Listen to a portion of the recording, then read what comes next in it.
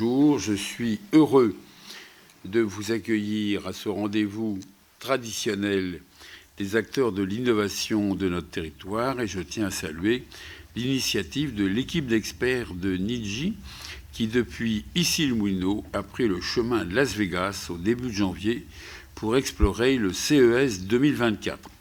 Le Salon mondial de l'innovation est une véritable vitrine des tendances émergentes. Fidèle à leur engagement, l'équipe Nidji nous fait l'honneur de partager leurs découvertes lors de leur Tour de France de l'innovation.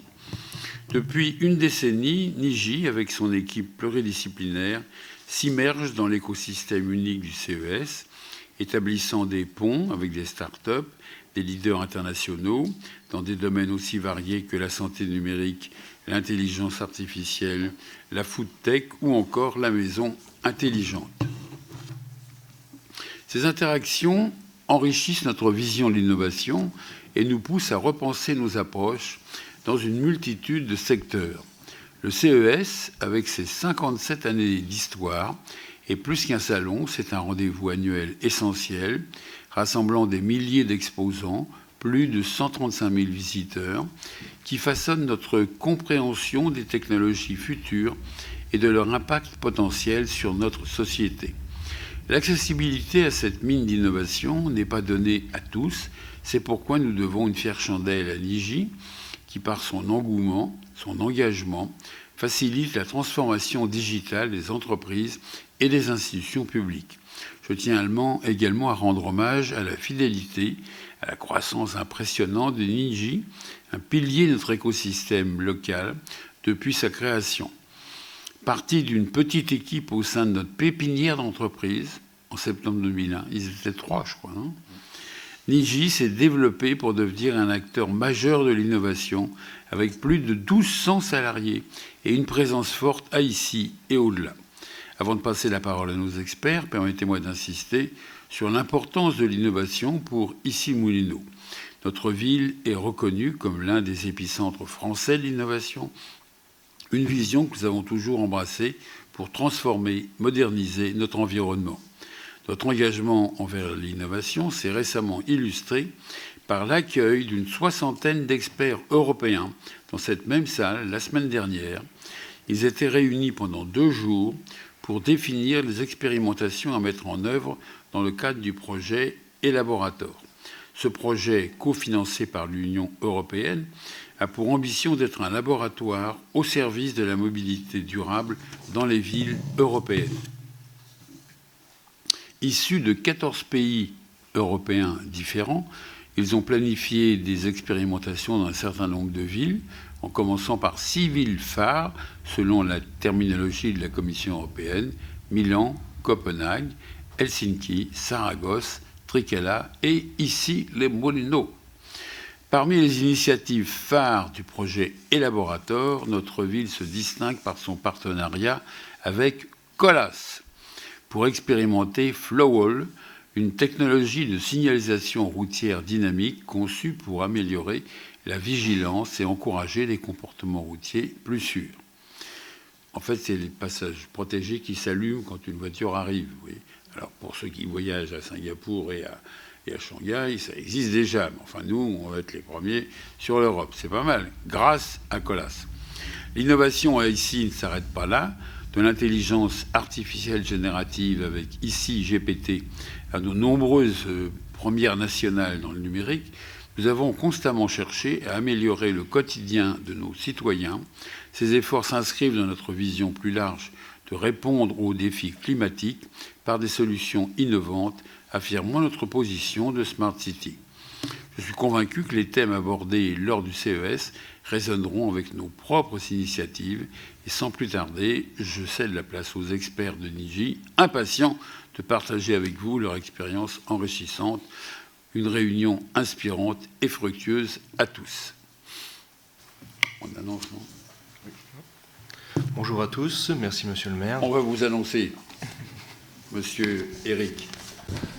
Oui, bonjour. Oui, nos 2 experts de Nidji qui sont venus spécialement pour nous, en sachant qu'ils sont en train de faire un tour de France. Ils étaient 5 à Las Vegas, je crois savoir.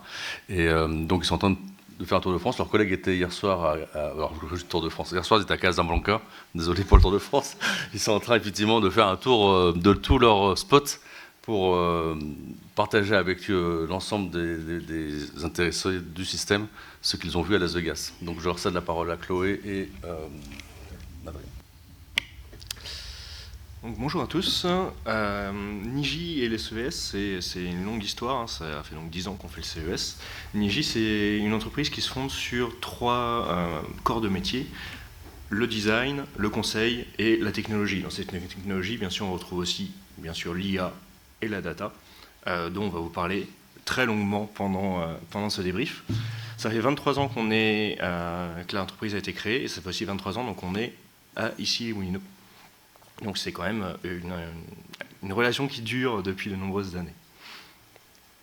Donc pour ce CES, nous étions une équipe de 5 personnes, composée de notre manager d'innovation, Florent, qui suit le CES depuis plusieurs années déjà. Bien sûr, la représentation du conseil avec Sophie et Chloé, la représentation du design avec Léa, et moi-même pour la partie IA Data. Pour l'agenda de cette présentation, l'idée c'est de vous faire un petit débrief sur nos 10 ans au CES. Ce qui tombe bien, c'était aussi les 100 ans en fait, du CTA, qui est le fondateur de ce CES et son organisateur. Ensuite, nous vous présenterons donc plus largement en quoi consistait ce CES édition 2024. Puis nous ferons un petit exercice de style que nous aimons bien faire régulièrement, qui est de vous présenter les innovations dans un cadre d'usage quotidien avec les 24 heures d'Alice. Ensuite, nous vous présenterons l'ensemble des tendances du CES, puis enfin viendra le temps des questions, si vous en avez. Donc Niji, ça fait 10 ans de débrief. 10 ans de débrief, ça nous a apporté, à la fois c'est un reflet des synergies de nos métiers, donc on voit bien la cohérence à la fois de notre activité avec notre présence CES, qui nous permet à la fois de ramener des informations sur les innovations à venir à nos clients, mais aussi nous de nous nourrir pour proposer de l'innovation. Avec cette expérience, nous sommes reconnus au niveau des médias et nous avons, comme vous le voyez, pas mal d'interactions avec de nombreux médias, à la fois durant le CES, mais aussi suite au CES. Et l'objectif, c'est aussi, bien sûr, de pouvoir prédire les tendances pour savoir, par exemple, où investir et dans quoi investir pour la suite. Donc ce CES, comme je le disais, c'est donc 10 ans de débrief pour Niji, mais c'est aussi 100 ans du CTA, qui est le Consumer Technology Association, qui est donc l'organisme chargé d'organiser le CES depuis 57 ans maintenant. Donc, comme on aime bien parler de ceux sur lesquels on a réussi, nous avions fait plusieurs prédictions. En 2018, par exemple, nous avions prédit que l'IA serait partout et pour tout le monde. On le voit bien maintenant, et encore plus depuis fin 2022. On a effectivement de l'IA qui est dans tous les outils, qui est présente dans notre quotidien et qui est en train de se développer de plus en plus avec des investissements records. On a l'accélération de la climate tech. On a un impact climatique fort et on voit aussi, donc on l'avait prédit en 2019, 5 ans après, on a de nombreux milliards qui ont été investis dans cette cause et qu'on retrouve bien sûr aussi encore et toujours au CES. Et enfin, nous avions un point sur la sécurité globale et on le voit avec les attaques de casinos qui ont lieu à Vegas l'année passée, avec deux casinos entièrement shut down par des attaques cyber. Et donc la question bien sûr de la sécurité est devenue critique et centrale pour l'ensemble du monde. D'autres prédictions. Nous avions prédit entre autres les écrans pliables en 2015. On voit maintenant que ce n'est plus juste les écrans de télévision incurvés, mais c'est carrément les téléphones qui se plient. Nous avions parlé des caméras de 360. Elles sont rentrées dans notre vie. Vous les voyez sur les réseaux sociaux de façon très régulière maintenant. Et enfin, nous avions parlé des bornes médicales. Ces bornes médicales, vous l'avez sûrement vu, elles ont été déployées dans de nombreuses gares en France. Et elles se démocratisent en se déployant aussi plus largement international avec la SNCF, bien sûr, qui travaille aussi sur son déploiement. Alors, il y a quelques prédictions sur lesquelles on avait prédit certaines choses, mais ça ne s'est pas tout à fait passé comme on l'avait prédit.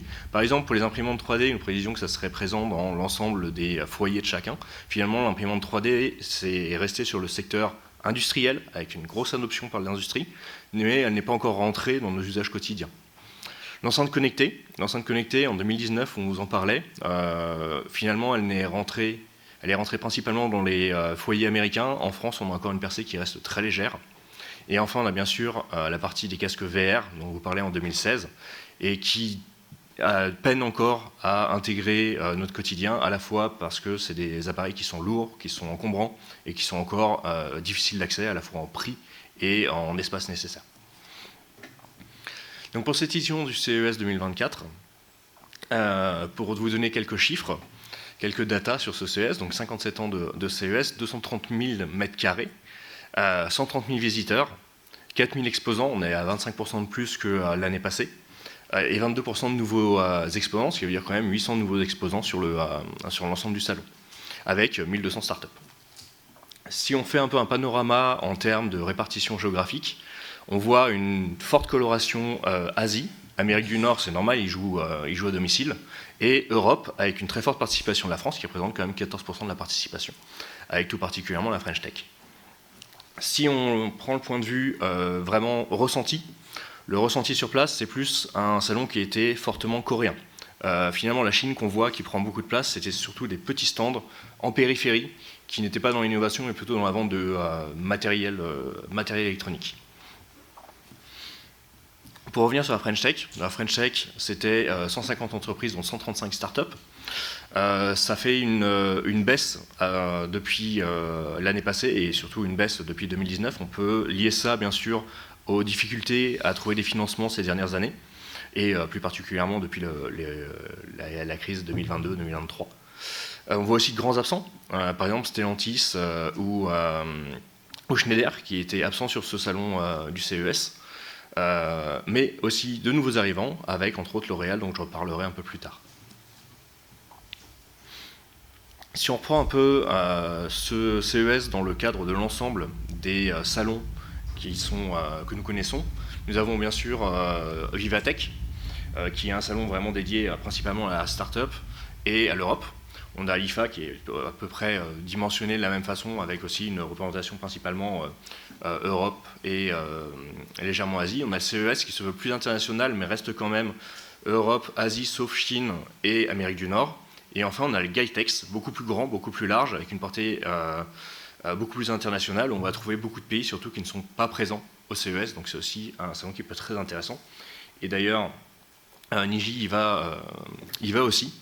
Et c'est assez intéressant en fait d'avoir les deux visions. On a d'un côté un CES qui est très dans l'effet wow, qui est très orienté média et beaucoup plus B2C, là où le GITEX est beaucoup plus B2B, business, et se focalise beaucoup plus sur tout ce qui va être la dimension internationale et création de nouvelles opportunités commerciales. Donc c'est assez intéressant de suivre les deux à la fois. Je vous propose de commencer par notre petit exercice dont je vous parlais. Donc l'idée, c'est de vous présenter l'ensemble des innovations, en tout cas les innovations que l'on a trouvées assez originales dans le cadre de Vie d'Alice, donc dans les 24 heures d'Alice. Alors pour cette édition, comme ça faisait 10 ans que nous allions au CES, Alice, elle a pris un peu d'âge, donc pour ceux qui l'ont déjà suivi les années passées, vous verrez qu'il y a eu quelques évolutions. Et je laisse la main à Chloé.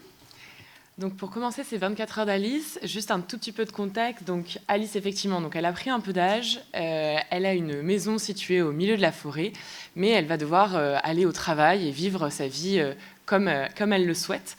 Sauf qu'en fait, un des gros enjeux de cette année, c'est son autonomie.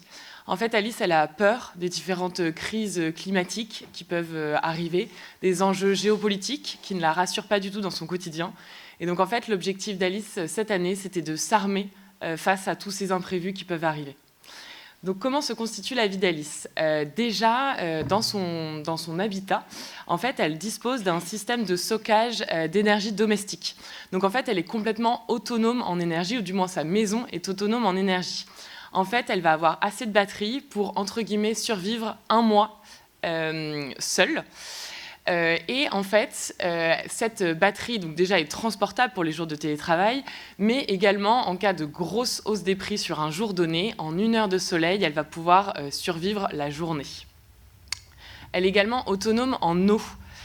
Aucun souci pour ses besoins de douche quotidienne.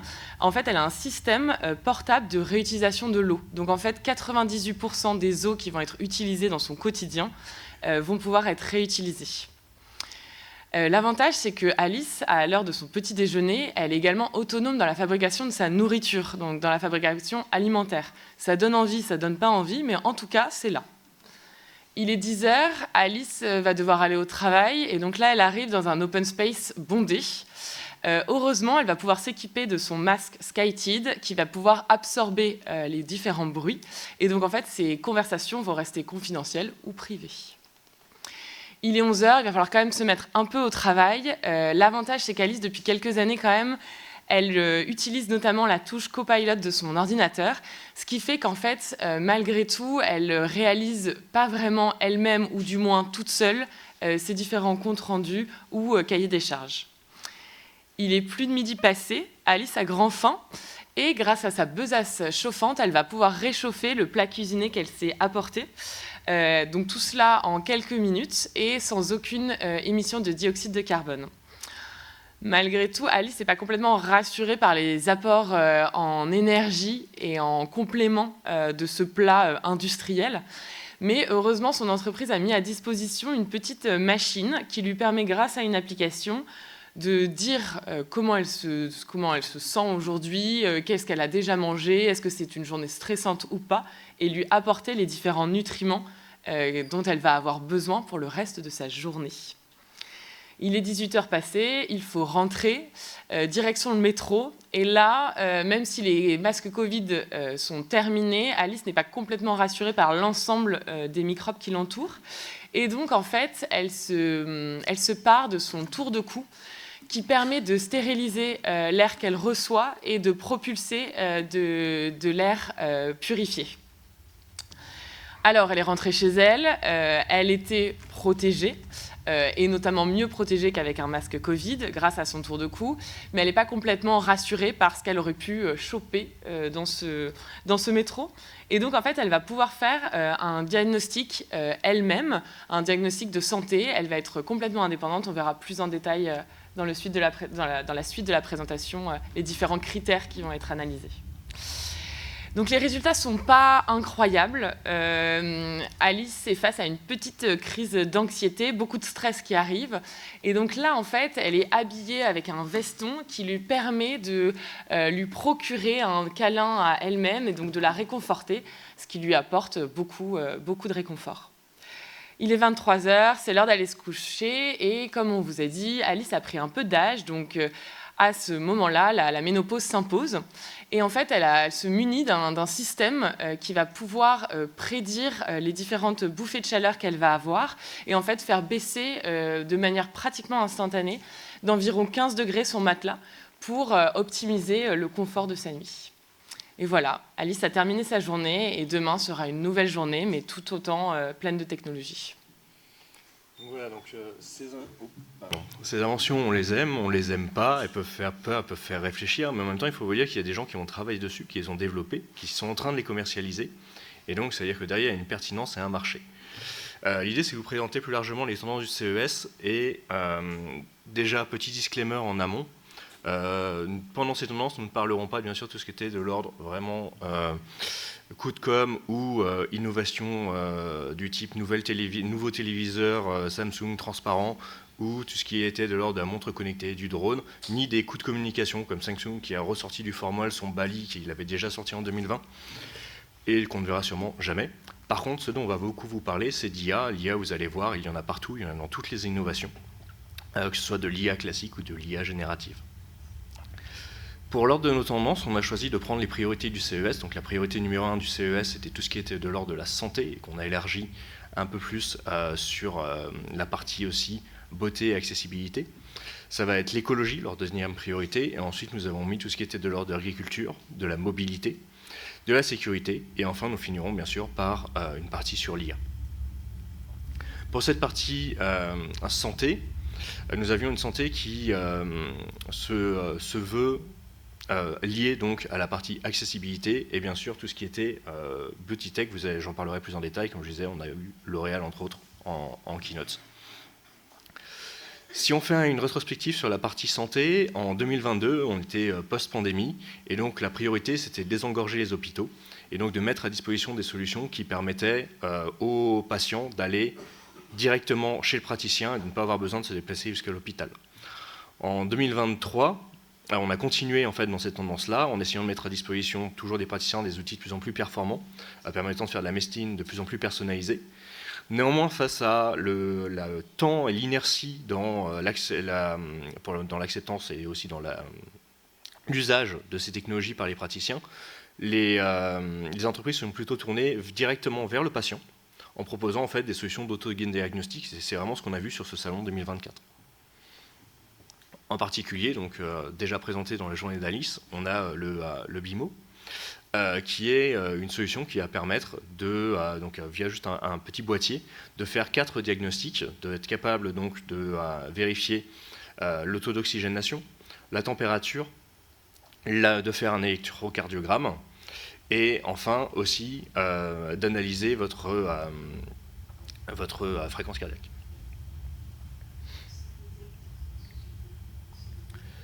Nous avons une deuxième innovation, donc on voit vraiment qu'il y a eu, grosso modo, c'est une maladie, une innovation, avec un dépistage de la DMLA qu'on peut faire directement chez soi via un test en ligne. Ce test, bien sûr, est derrière alimenté par de l'IA, et ce test, il va sonder sur la détection de signes précurseurs et surtout l'analyse des facteurs aggravants qui sont à la fois l'alimentation, le tabagisme et tout ce qui va être de l'ordre de l'environnement.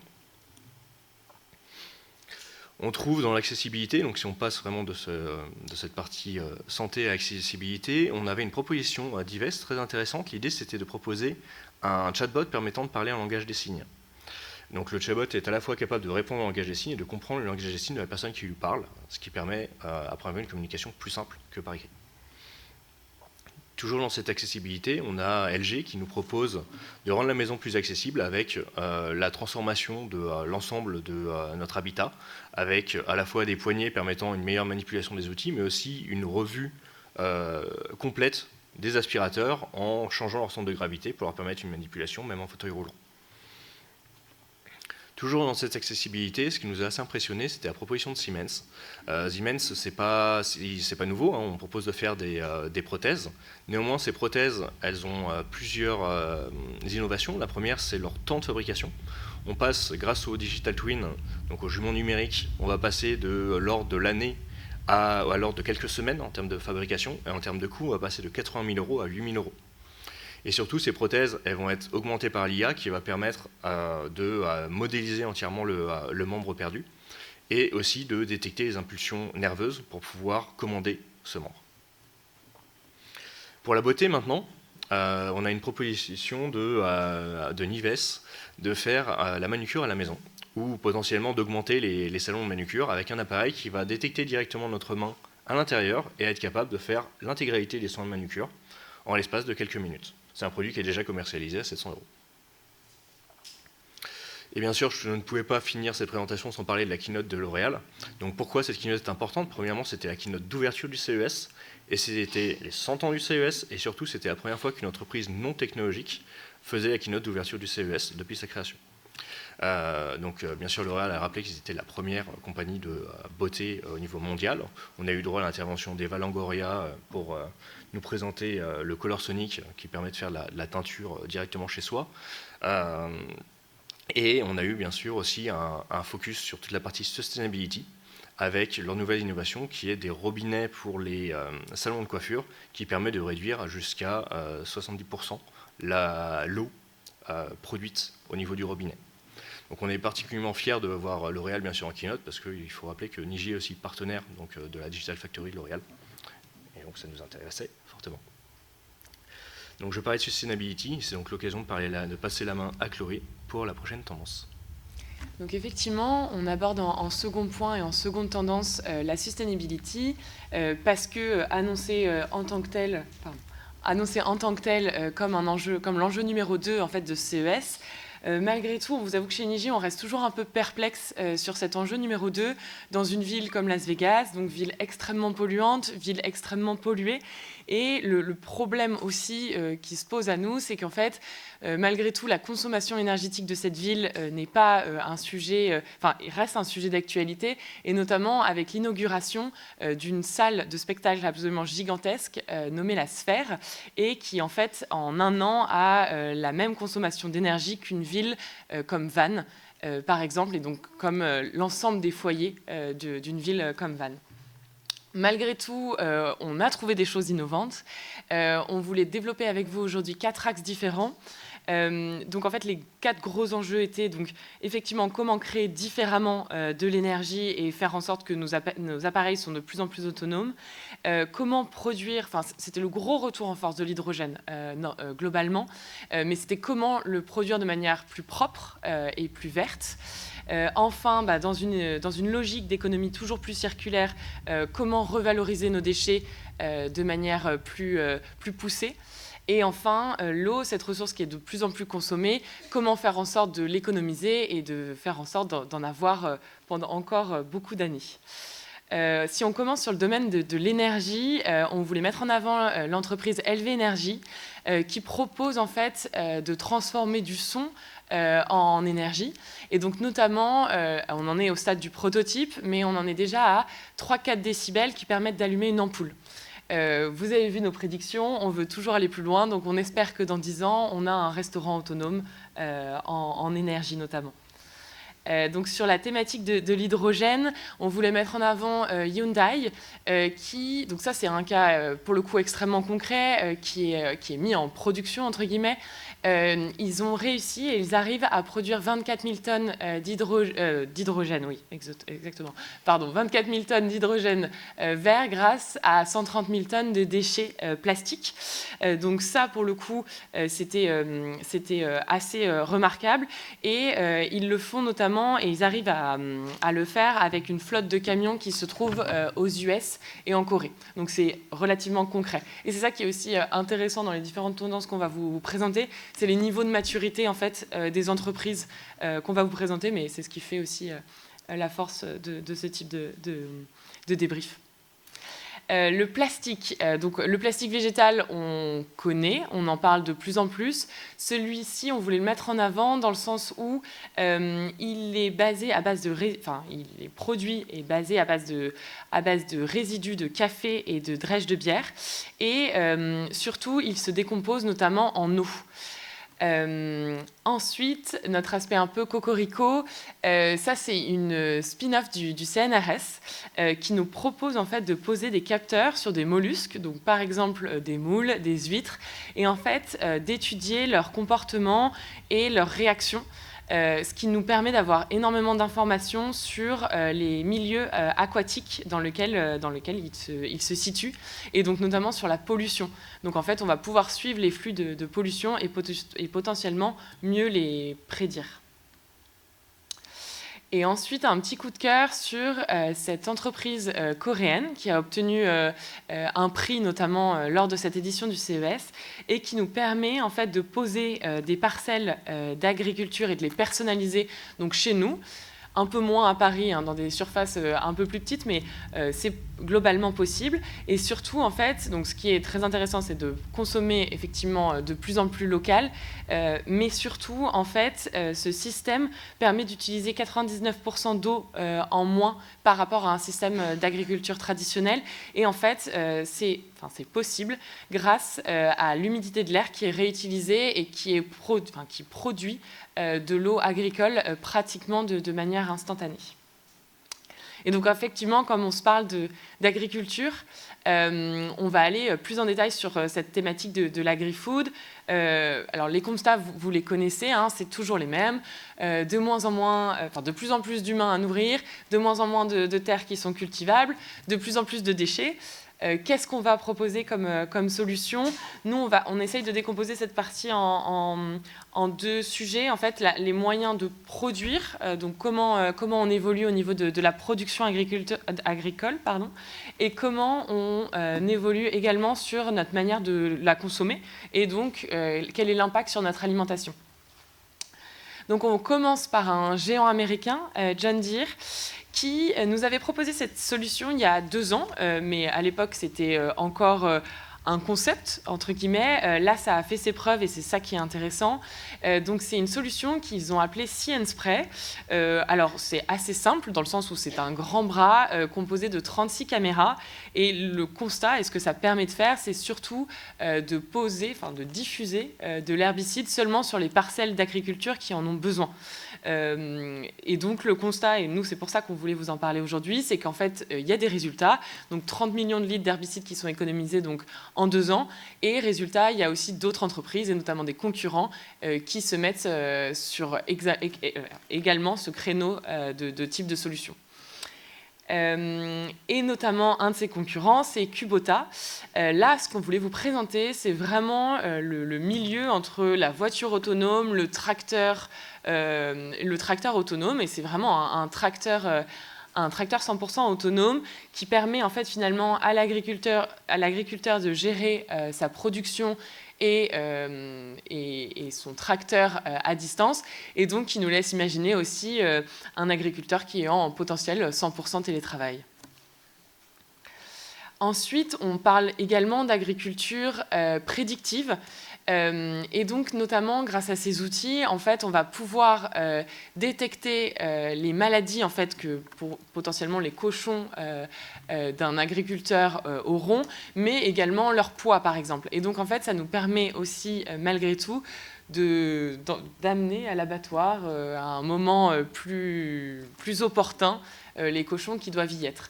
Ce qui est un tout petit peu angoissant, c'est que cette technologie existe également pour les humains. Voilà, je vous laisse là-dessus. On vous a parlé de production, maintenant on voulait parler d'alimentation. Donc là, c'est notre côté petit un peu cocorico avec le pas pondu.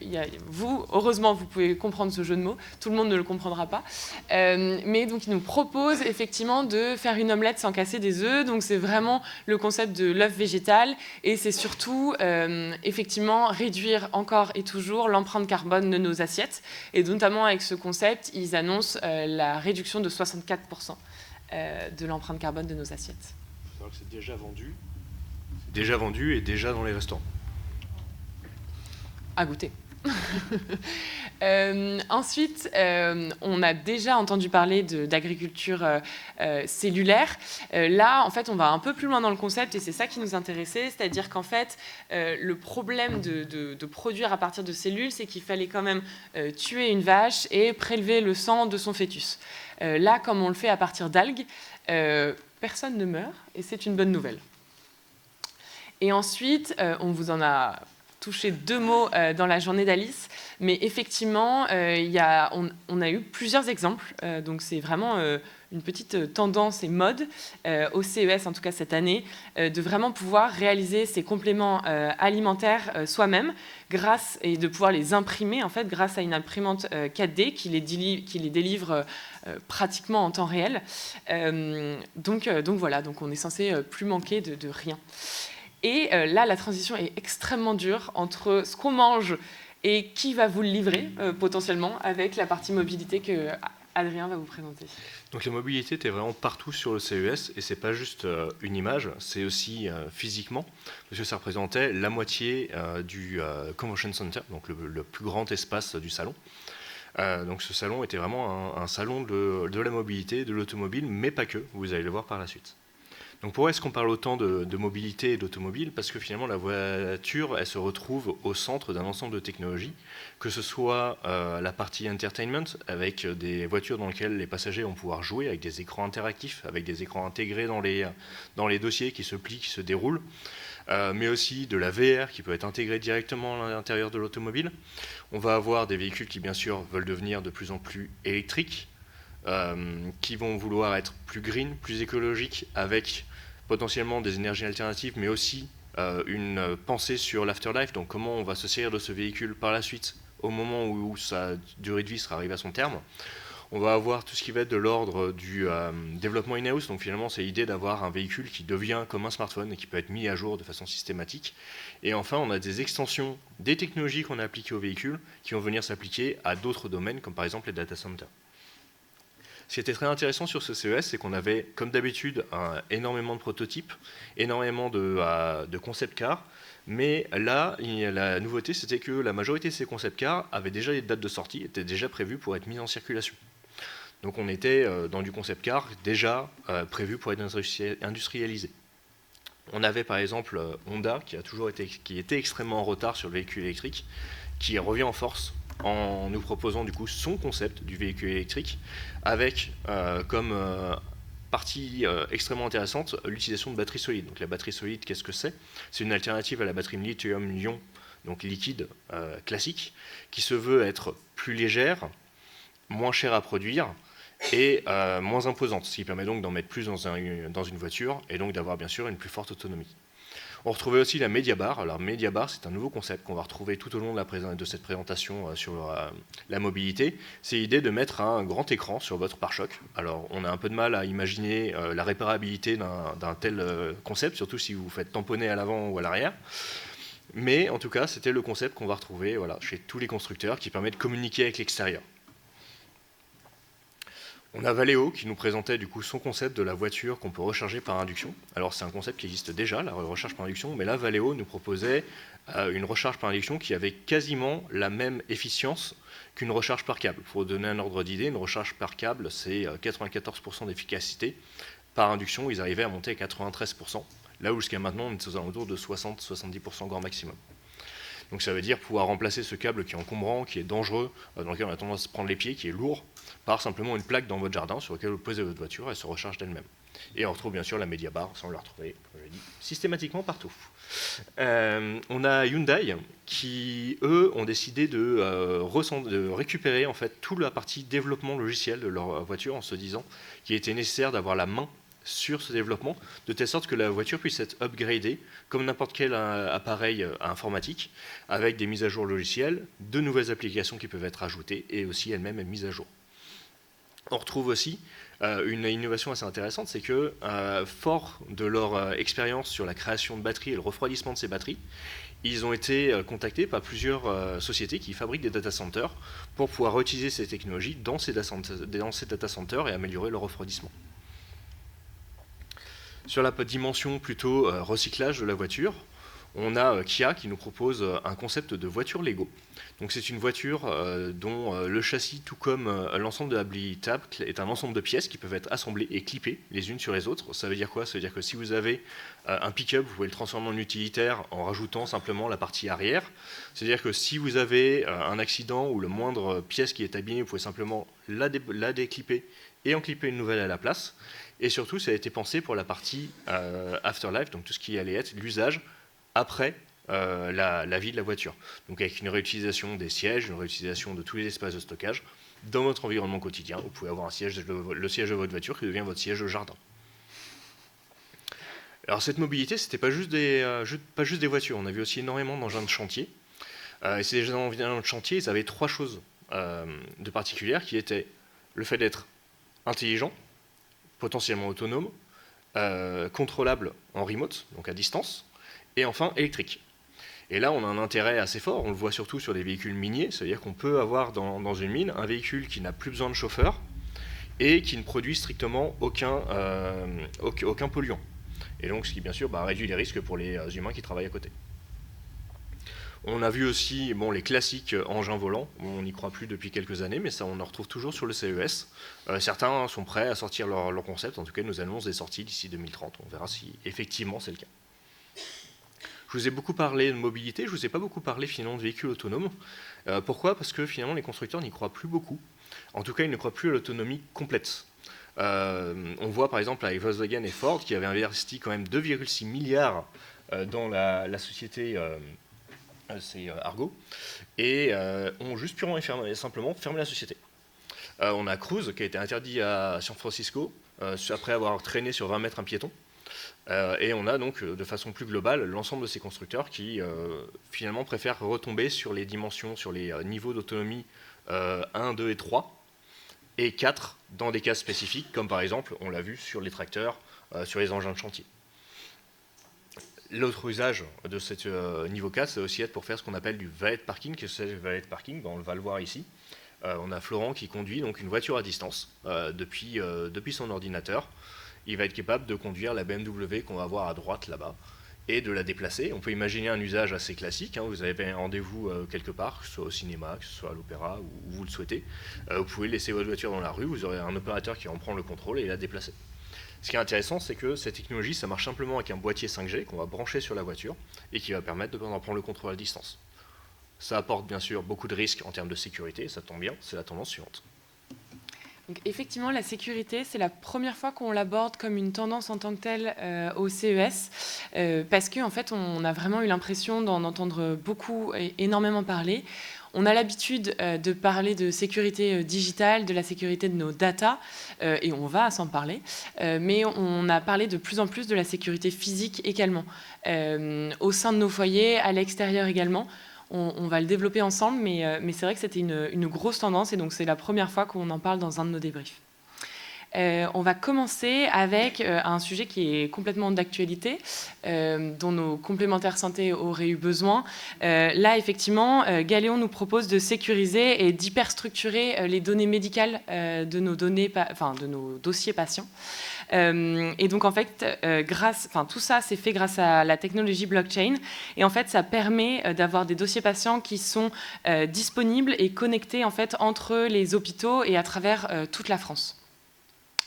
Ensuite, et concernant la sécurité, on a une entreprise, donc Etron Technologies, qui nous permet d'anonymiser nos caméras de surveillance. Donc en fait, en temps réel, ils sont capables de d'effacer, enfin de faire du défaçage, je ne sais pas si, parce que défacer c'est un peu étrange, de faire du défaçage en temps réel des différentes personnes qui sont filmées, mais malgré tout, ces personnes sont traquées et donc possible à suivre, entre guillemets. Donc c'est complètement compliant RGPD.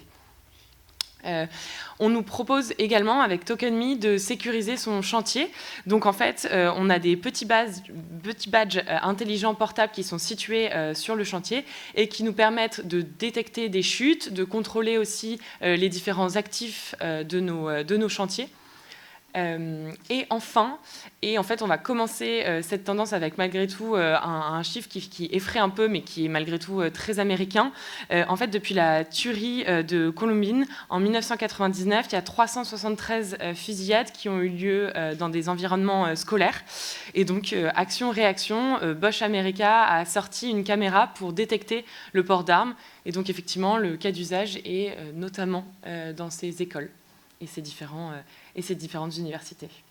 Et effectivement, vous avez vu, on a beaucoup parlé d'IA. Je crois que l'IA a été écrit sur les stands de tous, pratiquement les exposants du CES, était dans toutes les bouches. Et donc là, on y a dédié une partie avec Adrien qui va la développer. Donc je vais vous parler d'IA et plus largement en fait ce qu'on a nommé cette tendance AI-OT parce que finalement on se retrouve avec de l'IA qui est intégrée dans des produits, là où souvent on avait des produits logiciels pour la partie IA. On a vraiment maintenant des produits technologiques qui intègrent directement l'IA. Alors une raison à cela, c'est que l'IA maintenant on peut trouver les algorithmes directement sur étagère, on a juste besoin de les intégrer comme des briques de Lego et ça nous permet d'augmenter finalement la capacité de nos différents appareils.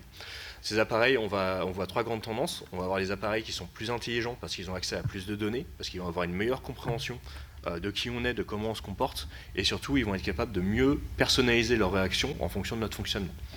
Ils ont aussi une portée plus large, c'est-à-dire qu'on ne va plus parler d'appareils connectés ou de maisons connectées, on va parler carrément d'environnement connecté, c'est-à-dire qu'on a la maison qui est aussi connectée à notre jardin avec les différents appareils, que ce soit pour la tondeuse ou pour votre voiture. Il va pouvoir être connecté avec votre voisinage et potentiellement jusqu'à votre travail. Et enfin, on a des appareils qui sont plus faciles d'accès, avec, on l'a vu tout à l'heure, par exemple, dans le cadre de l'accessibilité, la possibilité de signer avec une IA, mais aussi c'est la compréhension et l'analyse des sentiments, la capacité à parler en langage naturel à une IA et qu'elle nous comprenne derrière. Et ça rend ces appareils du coup beaucoup plus interactifs. En premier exemple, on a donc le Oro, qui est le robot mis à disposition par Augment Robotics pour être le meilleur ami de votre chien. Donc le concept est assez simple, on a un robot qui est capable d'identifier un chien ou vos enfants et de jouer avec votre chien et faire les devoirs à vos enfants, ou l'inverse, ça dépend. Normalement, ça ne devrait pas arriver parce qu'il est capable justement de segmenter et identifier qui et quoi, et vous, ça vous permet de rester dans votre canapé et de le regarder faire à votre place. Si vous êtes plutôt adepte des cocktails, il y a Adam, qui est un robot barista qui va être capable de prendre l'ensemble des ingrédients nécessaires à un cocktail et de les assembler pour vous faire votre margarita du soir avant d'aller vous coucher. Si on va dans le jardin maintenant, là la proposition de Yarbos, c'est de faire des robots modulaires qui sont capables de s'adapter au climat et à l'environnement. Donc là, par exemple, il va détecter la présence de neige, il va se reconfigurer en mode chasse-neige et nettoyer l'ensemble de votre jardin sans que vous n'ayez rien à faire. Vous allez pouvoir juste checker par la fenêtre que tout se passe bien. Autre intérêt de ces nouveaux robots, c'est qu'ils n'ont plus besoin d'être périmétrés. Souvent, sur un robot pour une tondeuse, on a besoin de mettre un câble autour du jardin pour délimiter l'espace. Là, ce robot-là, il va être capable de récupérer l'information, que ce soit information cadastrale ou satellitaire, pour savoir quel est l'espace dans lequel il travaille. Et c'est là où vous pouvez vous rendre compte, par exemple, que votre parcelle ne faisait pas la bonne taille. Pour connecter tous ces appareils, on a du coup Barracuda qui nous propose un miroir connecté. Ce miroir connecté, il va à la fois vous servir de coach de vie, vous dire que vous ne savez pas bien vous brosser les dents, ou vous repérer que vous n'êtes pas forcément très en forme ce soir. Et comme il est connecté au reste de la maison, il va pouvoir vous proposer de faire couler votre bain, de vous mettre une petite musique de jazz, de tamiser la lumière, et peut-être même de vous préparer une tarte aux pommes. Il va aussi, bien sûr, être capable de détecter les différents produits que vous avez achetés et donc de vous indiquer que les enfants ont un peu trop joué avec le savon, qu'il n'y en a plus, qu'il faut passer commande. Et là, c'est intéressant parce qu'on a Walmart qui nous propose la livraison en 1 heure par drone, et donc vous avez directement le drone qui arrive avec votre charge de savon. Finalement, le centre de la maison, c'est un peu la cuisine, on s'y retrouve souvent, on y se laisse des mots sur le frigo. Et ça, Samsung l'a bien compris en nous proposant son frigo connecté, qui va être capable de détecter les produits que vous mettez dedans et de détecter leur état. Par exemple, il va être capable de vous dire que vous avez une pomme à l'intérieur et surtout de vous dire que cette pomme est en train de commencer à se flétrir. Et il va donc vous proposer de faire une tarte aux pommes, il va vous préchauffer votre four. On a dit, commandez sur Walmart la pâte dont vous avez besoin, il vous l'apporte. Et vous, pendant ce temps-là, vous avez la recette qui est déjà apparue sur votre tablette au niveau de votre plan de travail, vous pouvez déjà commencer à cuisiner. Et bien sûr, ça nous suit jusqu'au coucher, avec des lits intelligents qui vont être capables de s'adapter à vos mouvements pendant la nuit, qui vont être capables de vous suivre dans vos roulades dans le lit, et surtout d'éviter de réveiller votre moitié qui est en train de dormir à côté. Plus largement, si on s'intéresse, là ici on a un ensemble de micros. Quand on a justement de plusieurs personnes qui ont parlé des langues différentes, ce que va nous proposer Tamkettle, c'est une solution qui permet jusqu'à 7 personnes, potentiellement plus, pour l'instant il ne proposait que 7 appareils, à 7 personnes parlant 7 langues différentes, de se comprendre et de se parler en temps réel. Donc on va avoir un appareil qui est à la fois capable d'identifier qui est en train de parler, la langue dans laquelle il parle, et de la traduire en temps réel à l'ensemble des 6 autres participants dans sa langue d'origine. Finalement, je vous ai beaucoup parlé d'IA, je vous ai dit on a industrialisé les solutions d'IA classiques et on les a intégrées dans des produits, et finalement l'IA générative, on nous bassine et on nous en assomme depuis 2022, depuis fin 2022, et sur le salon, on l'a vu, mais de façon encore très basique, c'est-à-dire qu'on reste sur un usage classique, on a été tellement rabâché sur le côté chat, et donc juste échange avec un chatbot finalement, c'est l'usage qui a été retenu majoritairement avec des adaptations et l'intégration de certains outils. On a VTouch qui nous propose un anneau qui vous permet directement de parler à ChatGPT, de savoir quelle est la personne que vous avez en face de vous en temps de réunion. C'est intéressant quand on a un comité avec autant de personnes, par exemple, pour savoir qui est à chaque classe. Et surtout, vous pouvez imaginer, si vous avez des enfants, un fort intérêt pour le passage du bac. Le petit buzz du CES, ça a été donc le Rabbit. Le Rabbit, c'est un appareil qui se veut une alternative au smartphone. Donc comment il fonctionne, en quoi c'est une alternative et comment il fonctionne, il va se différencier par le fait de ne pas avoir de clavier. La seule interaction que vous allez faire, elle se fait soit par la voix, soit par la petite molette que vous voyez sur le côté, soit par la caméra. Et surtout, c'est ce qu'on va appeler un LAM pour Large Automation Model, pour faire une alternative bien sûr au LLM, le Large Language Model, qui est GPT classique. Il va vous permettre d'automatiser l'ensemble de vos activités. Par exemple, vous avez besoin de faire vos courses, il va être capable de vous faire la liste intégrale de tout ce qu'il va falloir acheter, il va être capable de vous préparer vos prochains voyages, vous voulez partir au ski la semaine prochaine, il va vous booker votre hôtel, réserver vos skis, vous réserver votre vol ou votre train, suivant comment vous allez vous déplacer, et faire tout ça de lui-même, simplement parce que vous lui avez posé la question, j'ai besoin de partir la semaine prochaine au ski. Donc voilà, ça se veut une belle proposition, maintenant on va voir ce que ça donne par la suite. En usage beaucoup plus simple, on a Walmart, j'en parlais déjà 2 fois, qui a intégré ça dans sa barre de recherche, qui permet de parler en langage naturel. Donc au lieu de mettre des mots-clés, vous êtes capable de dire « ce soir je veux pas une soirée football », et là on voit le typique américain, c'est-à-dire qu'on a des Doritos et en dessous c'était de la Bud. Donc on est resté sur une IA générative très classique. J'y vois plusieurs raisons. La première, c'est bien sûr la collecte de données avec les risques d'usage de cette donnée qui n'est pas forcément encore totalement maîtrisée. Et surtout, le deuxième, c'est l'hallucination, c'est-à-dire la capacité qu'ont ces modèles à générer du contenu qui n'est pas forcément vrai, qui n'est pas forcément vérifiable. Et donc, actuellement, pas encore entièrement contrôlé par les sociétés qui s'en servent. On a d'ailleurs Volkswagen qui a intégré ça directement à son navigateur, Et on peut imaginer que si on demande au navigateur de nous rendre dans le prochain restaurant, il risque de nous envoyer au milieu d'un champ, simplement parce qu'il aura halluciné la position du restaurant. Cette IA, elle a aussi un deuxième problème qu'on tente de compenser, et même qu'on est en train de compenser très largement, c'est son coût carbone. Donc, pour un ordre d'idée, GPT-3, c'était un peu moins de 300 tonnes de carbone pour son entraînement, pour le faire fonctionner. Donc pas pour son fonctionnement quotidien, vraiment pour l'entraîner au préalable. GPT-4, c'est 14 000 tonnes. Ordre de grandeur, c'est 15 tours du monde en avion.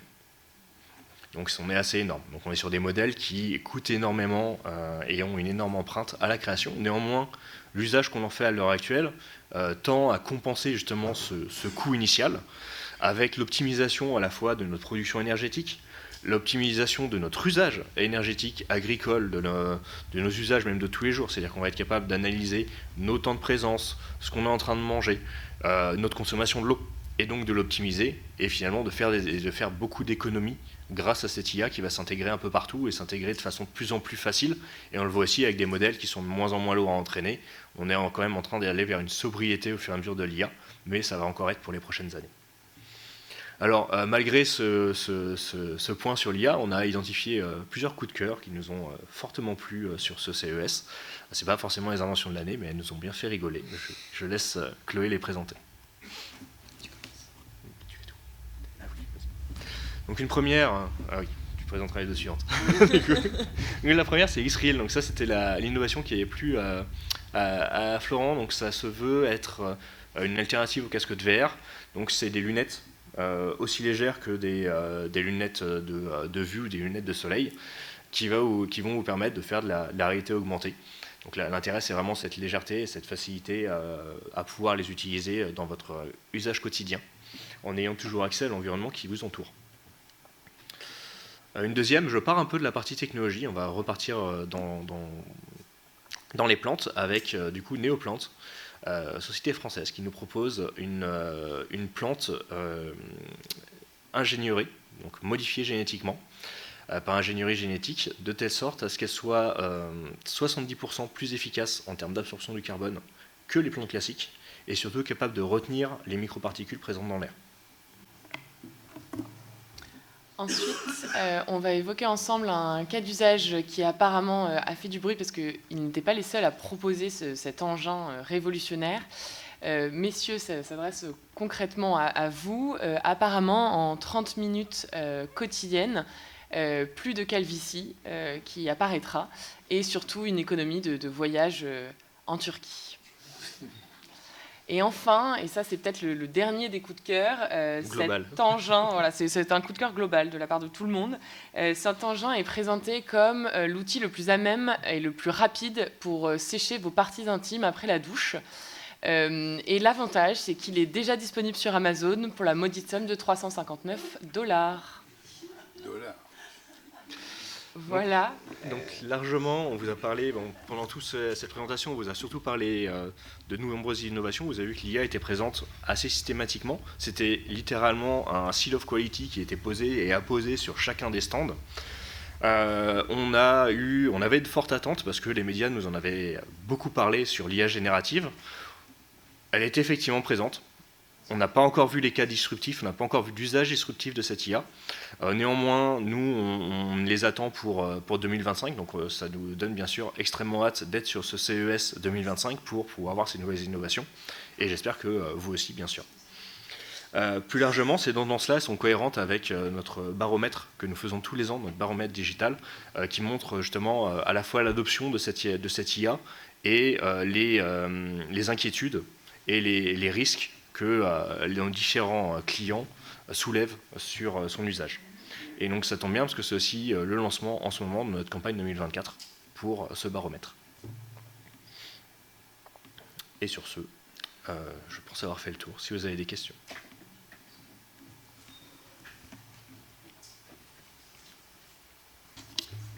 Oui, bonjour. Tatiana Protois, présidente déléguée du CESEL. Avec mon amie Monique, et membre du CESEL également, nous avons été à l'Hydrotech, porte de Versailles. On a été très impressionnés du nombre de stands qui correspondaient essentiellement à des équipements pour la production de l'hydrogène. Alors ma question par rapport à la mobilité écologique, vous ne nous avez rien dit par rapport aux véhicules à hydrogène. Y en avait-il? Vous ont-ils présenté? C'est notre dada, là, tous. Il y en avait quelques-uns, en effet, mais toujours, en tout cas, pas qui... si on ne les trouve pas dans cette présentation, c'est parce que finalement, on restait sur des usages classiques du véhicule à hydrogène, en tout cas pas d'innovation, que ce soit en termes de stockage, de rendement ou d'efficacité, en fait, à la fois de production, à la fois d'utilisation de ces hydrogènes. En tout cas, pas de forte innovation vue sur ce salon. Juste un petit mot, on va recevoir bientôt des Chinois sur l'hydrogène, parce qu'ils s'y mettent. Et ils vont donc venir voir en Europe ce qu'on fait. Alors évidemment, tout le monde est terrorisé parce qu'on pense qu'ils vont venir piquer les brevets comme d'habitude et ils oublieront de les rendre. Et ils viennent nous voir parce que nous sommes une des premières villes, un des premiers départements. On a tout, mais pour lancer le quartier, ce qui est difficile, c'est pas l'hydrogène, c'est l'immobilier. Parce qu'il faut racheter les compagnies d'assurance qui sont à côté, qui hésitent, qui se tâtent, qui concertent, qui consultent. Enfin, oui. Donc, j'ai secoué un peu les couilles de tout le monde et ça a l'air de démarrer un peu, mais c'est les Chinois qui arrivent les premiers. Alors, on demandera pour vous inviter à cette grande manifestation. On a tout un quartier programmé hydrogène. Hein. Je me permets de dire attention parce que je crois que les Allemands ont abandonné la fabrication de petites usines de fabrication d'hydrogène. Il faudrait à la rigueur que ce soit une usine de plus grande importance pour que ce soit rentable. Donc on verra ce qu'en pensent les Chinois. Ça me rappelle l'histoire, c'est comme l'Amazonie, tout le monde en parle, personne n'y va.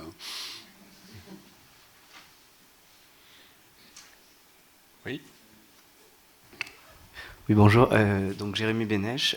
En fait, je voulais vous poser juste une question sur les voitures autonomes, enfin les voitures, pardon, tout court. Vous en avez parlé avec les batteries solides, mais vous n'avez pas parlé d'amélioration sur les capacités de batterie, et pas sur les capacités de batterie, mais en tout cas, comment on voit l'avenir des voitures électriques, parce qu'aujourd'hui, on sait que le principal problème, elles sont très lourdes. Bon, alors la batterie solide, ça corrige un peu ce défaut, mais par contre, on reste quand même sur on continue à utiliser du lithium-ion et on continue à avoir les problèmes de capacité.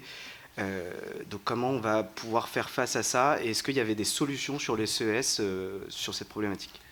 C'est exactement la remarque que j'ai fait à Frédéric Simotel.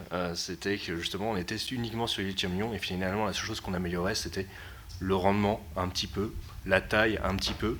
Mais finalement, il y avait très peu d'innovation. Moi, je m'attendais à avoir justement beaucoup d'innovation sur la batterie solide. C'était vraiment une de mes fortes attentes du CES. Et on voit, Honda en parle, il y avait quelques acteurs qui en parlaient, mais ils étaient vraiment très peu nombreux. Donc c'est encore quelque chose en cours de développement. J'attends vraiment de voir la suite, parce que c'est vraiment l'avenir de ces véhicules électriques. Ça va être soit ça, soit trouver une autre énergie.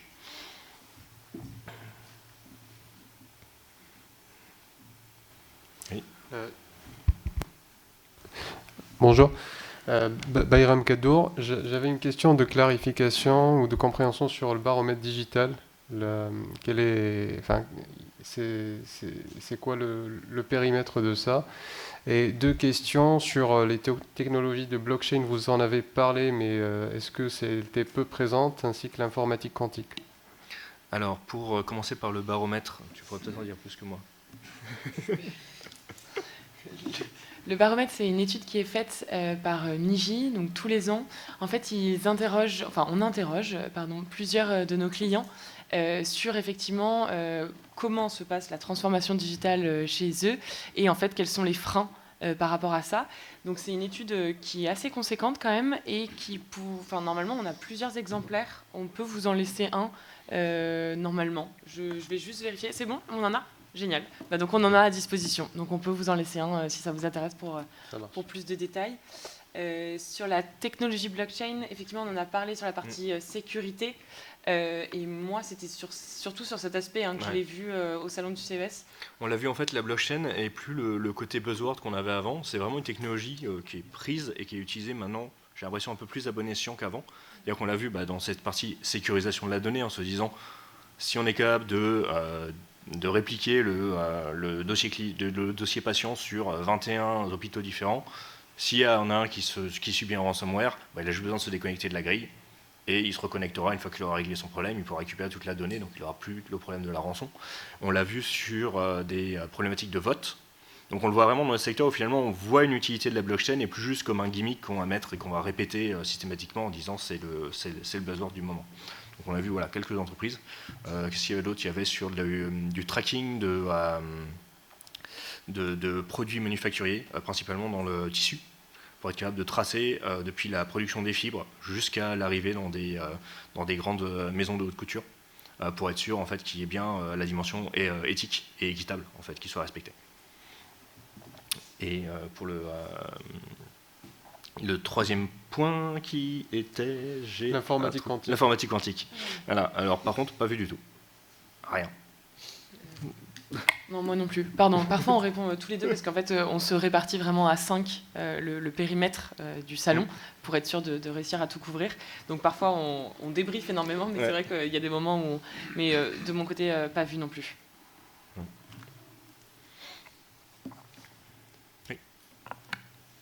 Oui, Dominique Cupins, consultant indépendant.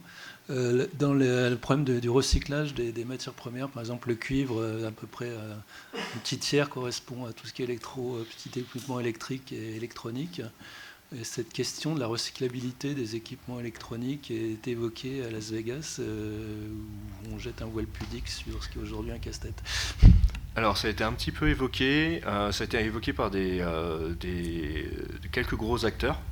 On a Panasonic qui en parlait énormément, tout ce qui était justement le recyclage, mais de bout en bout, que ce soit à la fois de leurs produits, mais aussi la réduction justement du plastique. Je ne sais pas si tu as vu d'autres vraiment d'innovations dans ce sens-là. Non, j'avais vraiment surtout Panasonic en tête aussi, où c'était vraiment une grosse problématique et effectivement ils en parlaient énormément, mais sinon non.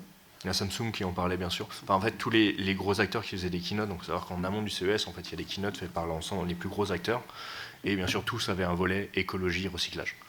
Mais rien comme innovation concrète, pas de choses, pas de grosse innovation. Non, justement, quand ils en parlent pendant les keynotes, c'est surtout des programmes entre guillemets, des associations avec des ONG, des choses comme ça, mais c'est pas très très concret.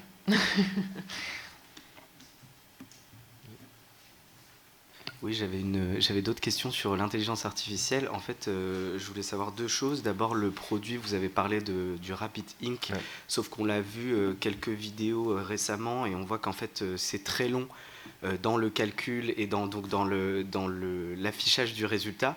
Donc, quelle est votre vision aujourd'hui de ces assistants par rapport à ce que ça va apporter au smartphone? Et puis la deuxième question, c'est sur la question de Walmart, qui qui affiche une liste de courses par rapport à une soirée. Du coup, est-ce qu'ils ont parlé de la notion de biais dans l'intelligence artificielle? Parce que du coup, ça va leur afficher des produits qui correspondent à ce qu'aiment certaines catégories de personnes, mais pas forcément tout le monde. Dans le sens, l'IA a un biais derrière dans ce qu'elle répond par rapport à ce qui a été programmé. Je voulais savoir, est-ce que ça, c'est quelque chose qui a été discuté au CES pour corriger ce biais? Alors, il y a eu une micro-conférence avec 20 personnes auxquelles je suis allé assister sur le sujet de l'IA éthique, qui a duré une demi-heure, et c'est à peu près le seul événement sur le sujet qu'il y a eu sur tout le CES. Donc, ce n'était pas encore la question du moment. La question du moment, déjà, c'était justement de savoir comment on utilisait ces outils, comment réellement les intégrer, et surtout la question de la sécurité, justement, de la gestion des hallucinations. Et en effet, l'autre point, c'était la lenteur de ces outils, parce que souvent, ils ont besoin d'être connectés à des outils en ligne. Et quand ils sont intégrés directement dans une machine, ils n'ont pas le même niveau de performance ni de qualité que ce qu'on a l'habitude d'avoir quand on parle à un chat GPT sur notre machine. Donc à voir pour le Rabbit, je pense que c'était principalement un coup de com' qui a été bien réussi, vu qu'ils ont quand même réussi à vendre, je ne sais plus combien de milliers d'appareils, dizaines de milliers d'appareils sur le temps du CES. Donc ça a été bien réussi. À voir s'ils font des évolutions. De toute façon, ça va être, en tout cas à l'avenir, on va forcément avoir besoin de pouvoir embarquer ce type d'IA, simplement parce que ça permettra d'avoir un coût carbone beaucoup plus faible et surtout avoir une meilleure réactivité. Donc c'est sûrement dans les prochaines années. Et juste peut-être pour revenir sur le Rabbit, en fait, ce que je trouve drôle, entre guillemets, c'est que le cas d'usage était extrêmement simple. En fait, ce à quoi ils voulaient répondre, en tout cas, ils le vendent comme ça, ce à quoi ils voulaient répondre, c'est le fait que, en fait, en termes d'ergonomie, c'est compliqué de jongler entre différentes applications sur son smartphone qui ont de l'UX et de l'UI différentes. Et donc, en fait, c'est, entre guillemets, peu agréable dans le user journey de naviguer entre ça. Et c'est vrai que c'est là où, malgré tout, en fait, ces histoires de lenteur vont à l'encontre aussi de ça, en se disant, en fait, je règle un cas d'usage, mais en fait, j'en fais apparaître un nouveau, alors que, bref, l'intention était intéressante. Mais c'est vrai que, en tout cas, mon avis, en tout cas, sur le sujet, c'était que ce buzz est parti de nulle part. Et en fait, c'est même nous, en suivant les médias français sur place, en fait, on s'est dit, mais il ne faut pas qu'on loupe cette technologie, parce que juste, on en parle, nous, on ne l'avait pas encore vu à ce moment-là. Et on s'est juste dit, mais en fait, il faut absolument qu'on y aille, parce qu'en fait, sinon, juste, on va avoir l'impression d'être passé autour de quelque chose qu'on a l'impression qui a explosé pendant cette édition du CES, quoi. Oui. Juste un petit mot. Eric est avec moi. Qu'est-ce que vont faire nos amis de Microsoft avec nous? C'est un scoop, ça, hein? Vous voyez, les paysans locaux. Oui, effectivement, parce qu'ils ne l'ont pas encore annoncé. Ils vont, en fait, nous sommes en train de... On n'en parle pas. Hein, ils sont en train de nouer un partenariat avec la ville. En fait, on souhaite acculturer au maximum la population autour de l'intelligence artificielle.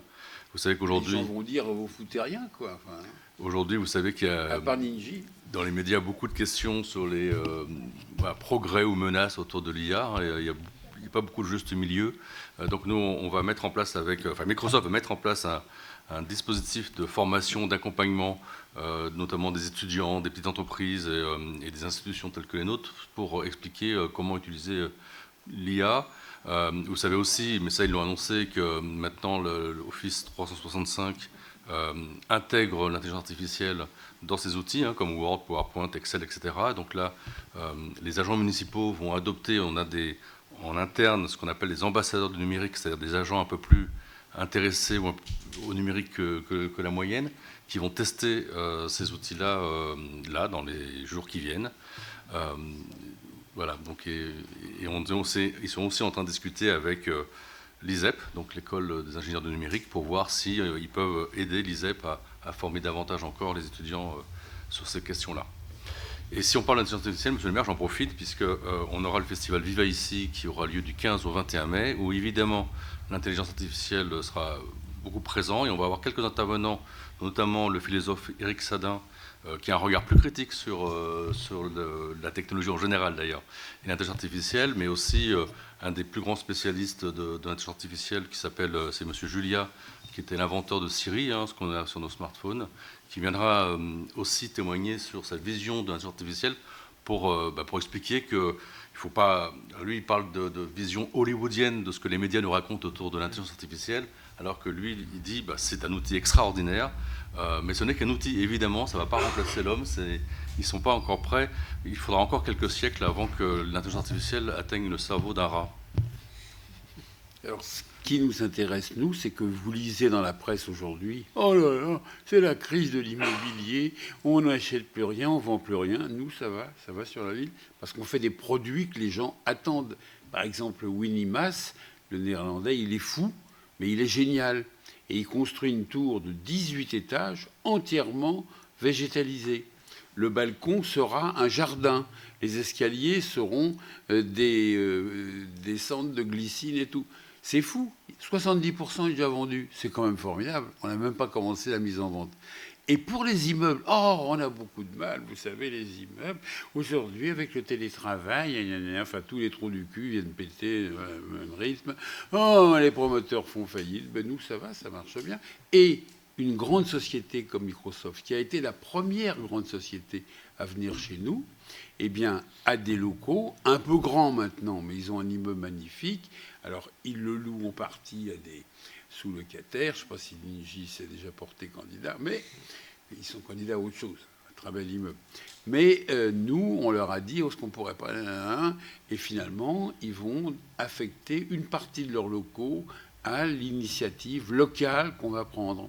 Parce que on a un beau un hôtel de ville pour recevoir qui est bien, fonctionnel. On a un centre administratif qui est bien, moderne, mais pas somptueux pour recevoir tous les gens qui ont des très beaux sièges sociaux et qui disent « Oh là là, on va dans la zone ». Pas du tout. Mais les fonctionnaires aussi ont des conditions de travail qui leur permettent d'être à votre service. Et avec Microsoft, on leur a dit, vous ne pourriez pas trouver un truc parce qu'on a des gens qui ont envie. Par exemple, le service renseignement, c'est souvent les mêmes questions qui reviennent. Et ça, l'intelligence artificielle, elle est tout à fait programmée pour ça. On n'est pas obligé de former les mêmes fonctionnaires. Où est-ce qu'on fait un papier ou un passeport et tout? Ça peut se faire parfaitement en intelligence artificielle et réponse automatique. On n'a pas besoin d'avoir... évidemment, il y a toujours quelqu'un qui dit « Ah, mais j'ai un enfant en plus », enfin, pour ajouter sur les papiers. Donc, vous voyez, on essaye d'être à la hauteur de nos animateurs industriels et énergiques. Oui. Merci, monsieur, pour votre présentation. Paul Souplet, École de Paris du Management. Compte tenu des contacts que vous avez eus avec les 135, je crois, enfin, start-up françaises, quels sont, selon vous, les principaux freins, les un ou deux freins principaux qu'elles rencontrent pour leur développement? Alors, est-ce que c'est un problème d'argent? Mais là, je pense qu'il y a BPI qui doit ouvrir un certain nombre de portefeuilles. Est-ce que ce sont des problèmes de recrutement qui rendent difficile leur déploiement? Est-ce que c'est un problème de relation avec des entreprises, notamment plus petites, de taille intermédiaire, qui pourraient utiliser avec intérêt leurs propres innovations, mais elles ne connaissent pas, elles ne savent pas. Donc, selon vous, comment on pourrait les aider? Merci. Je vous avoue, je n'ai pas vraiment la réponse dans le sens où, enfin, en tout cas, moi, mes échanges au CES avec la French Tech, c'est extrêmement positif. En fait, l'ambiance est extrêmement positive et en fait, ils ont vraiment à cœur de nous faire découvrir leurs produits, qu'on parle d'eux, bien sûr, parce qu'on arrive avec un badge média, donc ils sont aussi attentifs à ça. C'est vraiment... oui, c'est extrêmement positif. Enfin, désolée, je répète encore ce mot, mais c'est extrêmement positif et on n'aborde pas, peut-être malheureusement, donc pour répondre à votre question, ces enjeux en fait qui s'ouvrent à eux, parce qu'en fait là, ils se considèrent comme chanceux d'y être. Ils se considèrent comme privilégiés parce qu'effectivement on est dans une ambiance, dans une instance qui est absolument incroyable. Ils ont une visibilité qui ne peut être que incroyable. Donc c'est vrai que je n'ai pas abordé en tout cas moi ces sujets-là avec eux. En fait, ce qu'on peut analyser, c'est que toutes ces entreprises qui sont présentes, elles ont été invitées, car reconnues par la French Tech, comme étant pertinentes et en bon développement. Donc finalement, les personnes à qui il faudrait poser la question ne sont pas celles qui sont présentes sur le salon. Ces personnes-là, finalement, sont forcément, déjà, s'ils peuvent se payer un stand sur le CES, c'est quand même que leur entreprise a réussi. Puis regardez sur la ville, Ninji démarre à 3, ils sont 1200. L'ICEP, la meilleure école privée d'informatique, qui se développe, puisqu'on est en train de travailler avec eux, avec Saint-Nicolas, vous voyez, enfin. Et enfin, Withings, hein, c'est aussi un génie, lui. Hein. Tout le connecté, c'est lui, quoi. Hein. Il vend sa boîte, mais c'est pour investir ailleurs. Oui, c'est pas pour aller faire la bamboche, quoi. Hein. Pour moi, c'est des gens formidables, ça. Et Microsoft n'est pas tout à fait l'ogre qu'on raconte, puisque c'est eux qui ont manipulé Salman, etc., qui ont joué. Ils sont démerdés, ça, hein, par rapport aux autres grands informaticiens du monde. Sur la ville, Capgemini est quand même passé de 285 000 à 350 000. Je crois qu'il faut aussi, parce que la question de la visibilité est vraiment importante, parce qu'il y a beaucoup de startups, et moi j'invite toujours les startups à participer autant que possible aux concours, aux programmes qui sont portés par les grands. Par exemple, en ce moment, il y a le groupe La Poste, hein, qui est aussi son siège à Issy-Moulineaux, qui a 2 programmes d'incubation de concours pour les startups, un qui s'appelle French IoT, auquel toutes les startups peuvent répondre, et celles qui sont lauréates sont présentées à Vivatech, et elles sont accompagnées, avec un peu de financement d'ailleurs, par la BPI et par la Poste. Mais il y a aussi un autre programme qu'il faut mettre en avant qui s'appelle Femmes du numérique, qui est dédié, comme son nom l'indique, aux femmes entrepreneuses. Et comme vous le savez, c'est important parce qu'elles ne sont pas majoritaires dans ce milieu-là. Et on parlait tout à l'heure de billets, de l'IA, et ça fait partie de cela. Et ça aussi, c'est un programme qui est porté par la Poste, où là encore, il y a aussi un accompagnement, du financement et surtout beaucoup de visibilité. Et c'est grâce à cette visibilité qu'ils peuvent être ensuite invités dans des salons comme Vivatech ou le CES de Las Vegas. Je voudrais dire quelques mots sur l'intelligence artificielle. Le CESEL également travaille sur l'intelligence artificielle et essentiellement en transversalité parce que ça concerne l'économie, le social et l'environnemental. Alors, nous avons l'impression que ces deux mots correspondent plutôt à un oxymore. Donc attention, si on regarde ce que vous avez présenté, il ne faudrait pas que ça soit utilisé essentiellement pour des gadgets. Alors j'ai regardé la vie de la pauvre Alice, là je la trouve très angoissante, mais je me permets de rappeler que dans les années 60, Jacques Tati a fait un film Mon oncle, et qui correspondait à peu près à une vie équivalente. Donc il aura fallu 60 ans pour développer ce que Jacques Tati nous a présenté. Mais à l'époque, on a beaucoup ri. Aujourd'hui, on rit un peu moins.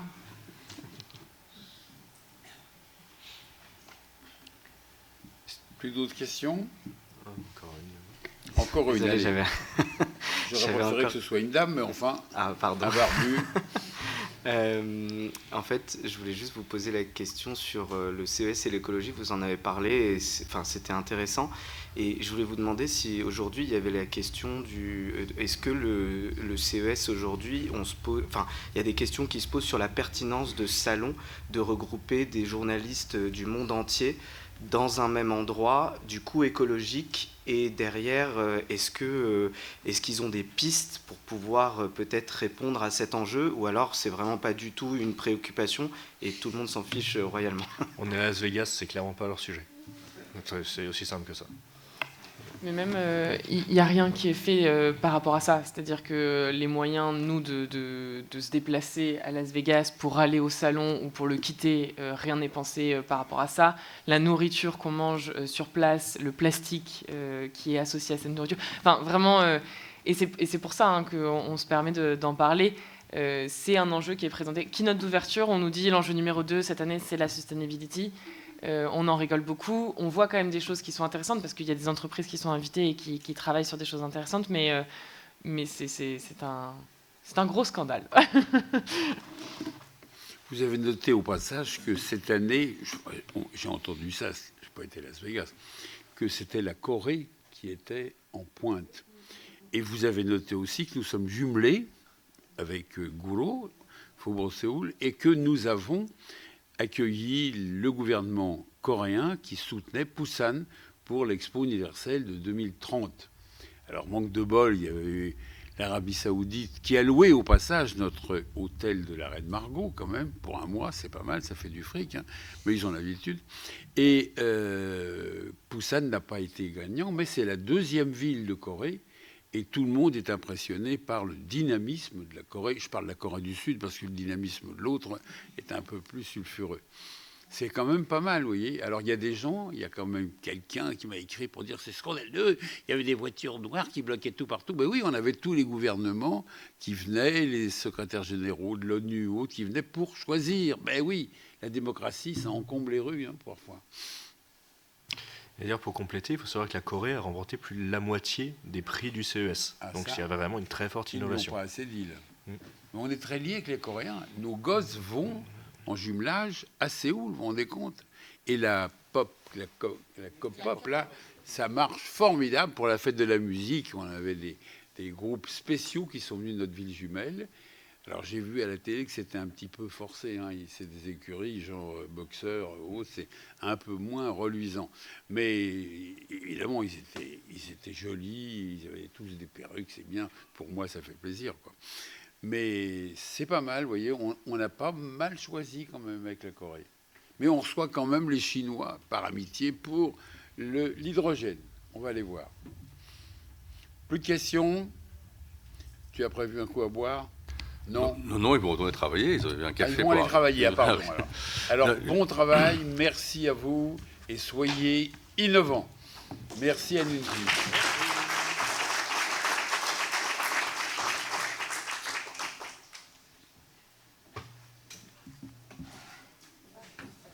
En Corée, vous avez rien.